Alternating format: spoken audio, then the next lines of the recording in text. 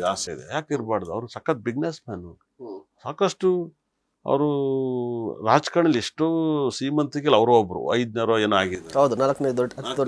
ಹೌದು, ಹಾಗಾಗಿ ಅವ್ರ ಬಿಸ್ನೆಸ್ ಪ್ಲಾನ್ ಇದೆ. ಹಾಗಾಗಿ ಅವ್ರು ಬಿಸ್ನೆಸ್ ಪ್ಲಾನ್ ಇರೋನ್ ಬಂದಾಗ ಈ ಜನರೇಷನ್ ಸಖತ್ ಬಿಸ್ನೆಸ್ ಪ್ಲಾನ್ ಇರುತ್ತೆ. ಹಾಗಾಗಿ 4 ಜನ ಬಿಸ್ನೆಸ್ ಟೆಕ್ನಿಕ್ ವರ್ಕ್ ಆಗುತ್ತೆ. ಆ ಥರದೊಂದು ಏನಾದ್ರು ಪ್ಲಾನ್ ತಗೋಬರ್ತೀವಿ. ಇವಾಗ ಎಸ್ ಎಂ ಕೃಷ್ಣರು ಫಾರಿನರ್ ಓದಿಗೆ ತಾನೆ IT-BT ತಗೊಬಂದು ಕೊಟ್ಟರು.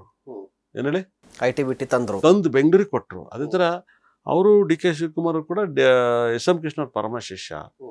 ಅವ್ರ ಮನೆ ಸಂಬಂಧಿಕರು ಕೂಡ ಸಾಕಷ್ಟು ಫೈಲ್ಗಳಿರ್ತವೆ. ಅವನ್ನ ಯಾವ್ದಾದ್ರು ಜಾರಿ ತಗೋಬರ್ತಾರೆ. ತುಂಬಾ ಬ್ಯೂಟಿಫುಲ್. ಹಂಗಾದ್ರೆ ಸಿದ್ದರಾಮಯ್ಯ ಅವ್ರ ಪ್ಲಾನ್ ಇಲ್ಲ ಅಂತ ಅರ್ಥನಾ?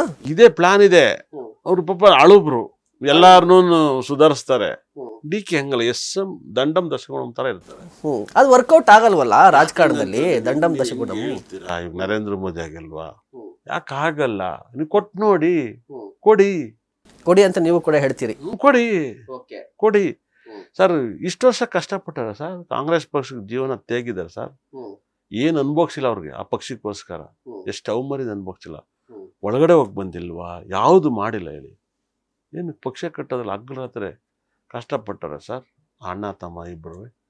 ಏಕೆ ಚಾಣಕ್ಯ ಎಲ್ಲರೂ ಮಾಡ್ತಾರೆ. ಎಲ್ಲಾರನ್ನೂ ಒಬ್ಬ ಬೆಳೆದವರನ್ನ ಸೋಲ್ಸೋದೇನು ದೊಡ್ಡ ವಿಷಯ ಅಲ್ಲ. DK ಶಿವಕುಮಾರ್ ಕೇಳ್ಬಾರ್ದೇನು ಕೇಳ್ತಾ ಇಲ್ವಲ್ಲ. ಎಲ್ಲ ಎಷ್ಟು ಸರಿ ಅವ್ರು ಓಡಾಡಿತಾನೆ ಪಕ್ಷ ಬಂದೈತೆ. ಹಾಗಾಗಿ ಕೊಟ್ಟರು ಒಳ್ಳೇದು. ನನ್ನ ಪ್ರಕಾರ ಕೊಡಬೇಕು.